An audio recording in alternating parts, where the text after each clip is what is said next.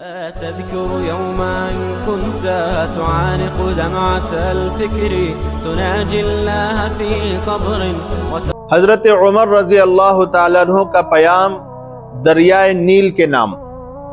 مصر میں زمانہ جاہلیت سے یہ دستور اور رواج چلا رہا تھا کہ جب بھی دریائے نیل ٹھہر جاتا تو ایک حسین اور خوبصورت لڑکی کو قتل کر کے دریا کے حوالے کر دیا جاتا تھا، تو دریائے نیل پھر حسب معمول چل پڑتا۔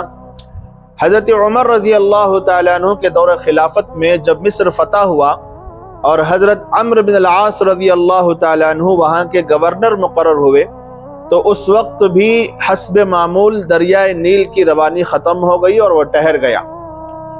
اس موقع پر حضرت عمرو بن العاص رضی اللہ تعالیٰ عنہ سے لوگوں نے اس دستور کا ذکر کر کے اس کے مطابق عمل کی اجازت چاہی۔ حضرت عمرو بن العاص رضی اللہ تعالیٰ عنہ نے فرمایا کہ یہ جاہلیت کی رسم ہے، ہم ایسا نہیں کر سکتے اور نہ ہی کریں گے، البتہ امیر المومنین حضرت عمر رضی اللہ تعالیٰ عنہ سے میں مشورہ کروں گا۔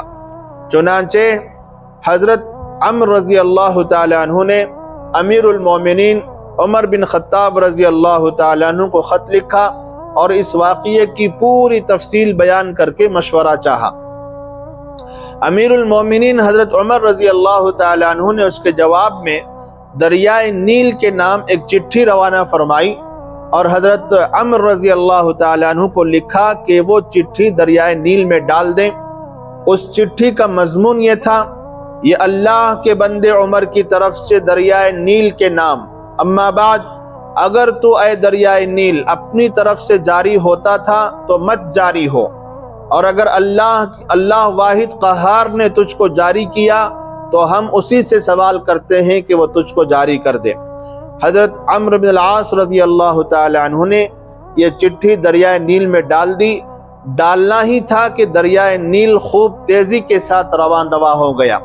یہ واقعہ البدایہ والنہایہ اور تاریخ الخلفاء میں موجود ہے۔ اللہ تعالی ہم سب کو صحابہ کے نقش قدم پر چلنے کی توفیق عطا فرمائے۔